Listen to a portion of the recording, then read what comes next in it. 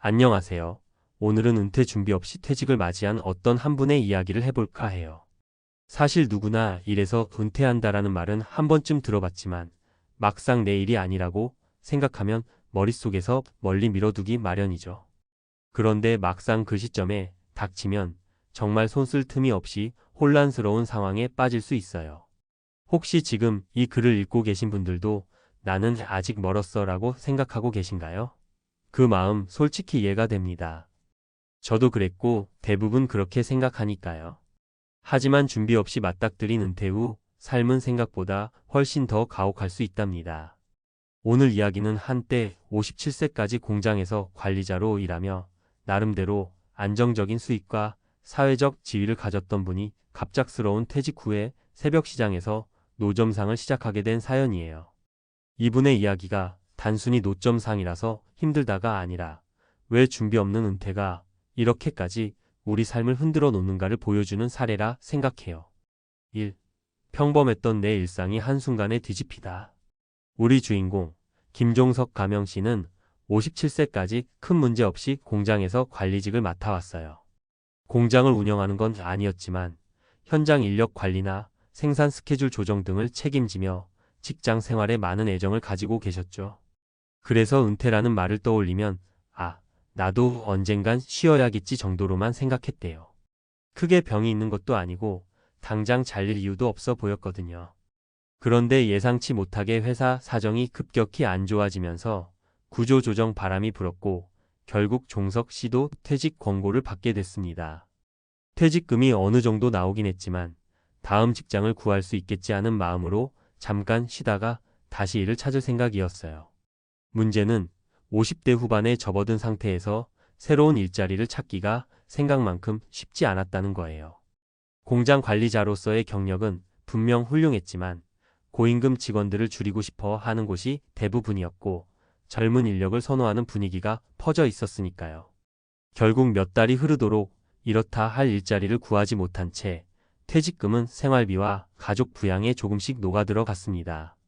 그렇다고 아무런 일을 안 할 수는 없으니 새벽 시장에 나가 노점을 시작해 봤어요.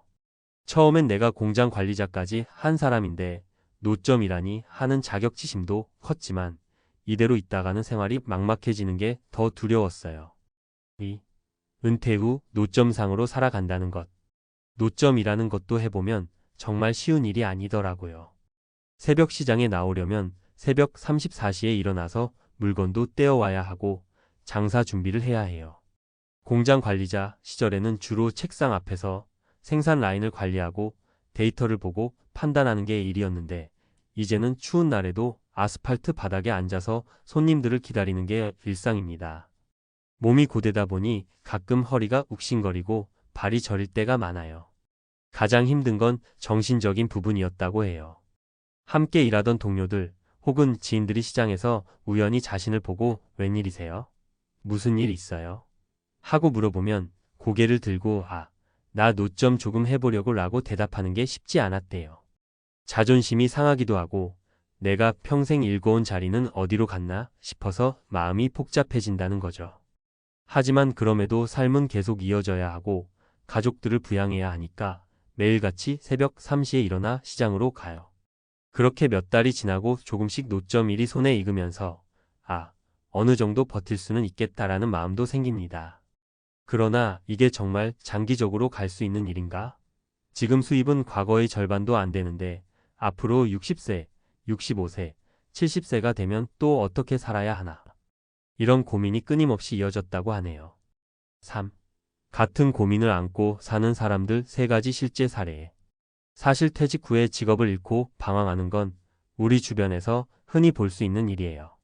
좀 더 설득력 있게 말씀드리기 위해 김종석 씨와 비슷한 상황에 처했던 다른 3분의 이야기도 잠깐 들려드릴게요. 박성호 가명 55세 전직 은행원. 성호 씨는 50대 중반까지 은행에서 차장으로 근무했어요.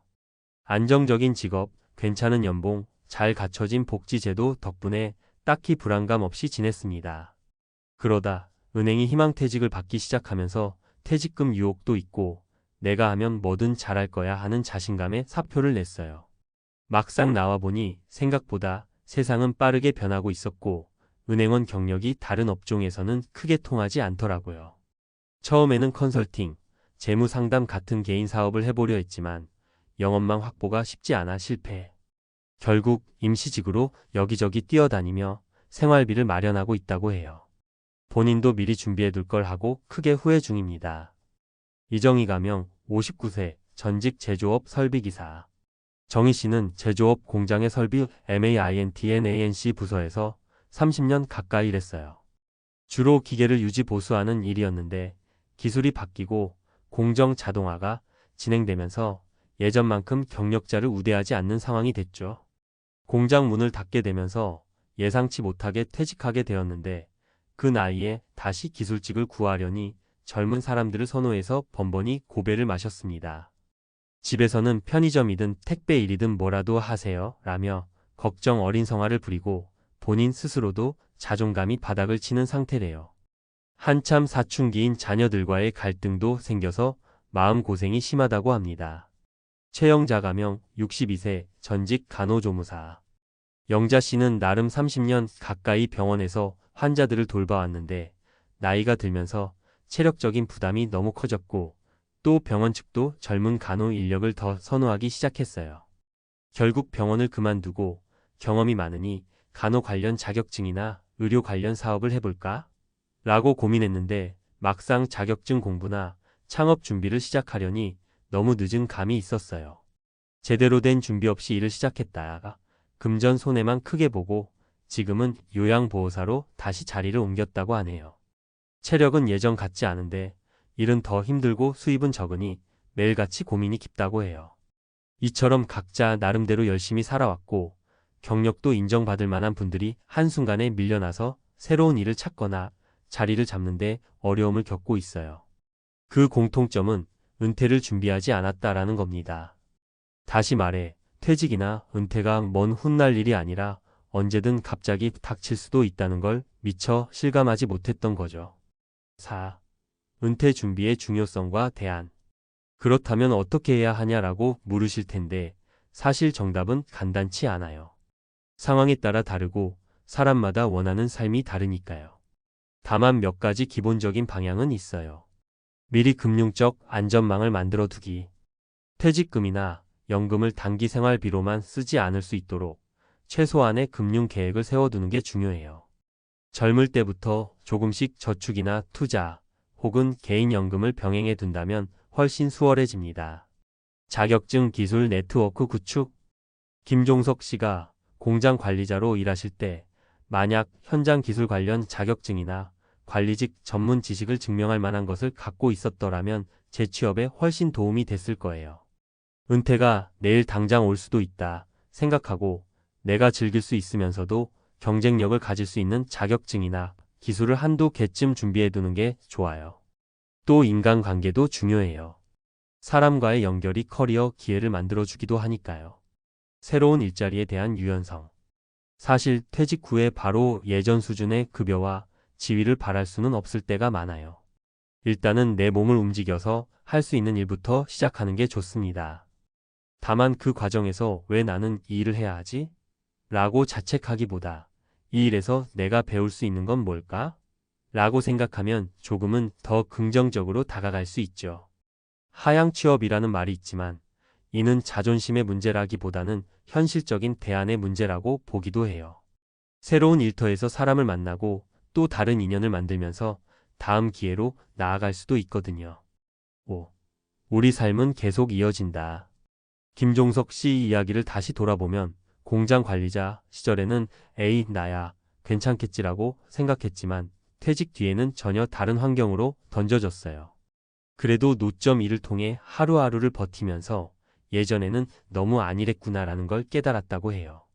지금은 판매할 물건 종류를 더 다양하게 늘리고 온라인 판매까지 검토하면서 새로운 가능성을 찾고 계신다고 합니다. 인생이라는 게 참 예측 불가능하죠. 준비하고 있어도 변수가 생길 수 있는데 준비 자체가 없다면 그 타격은 훨씬 더 크게 다가옵니다.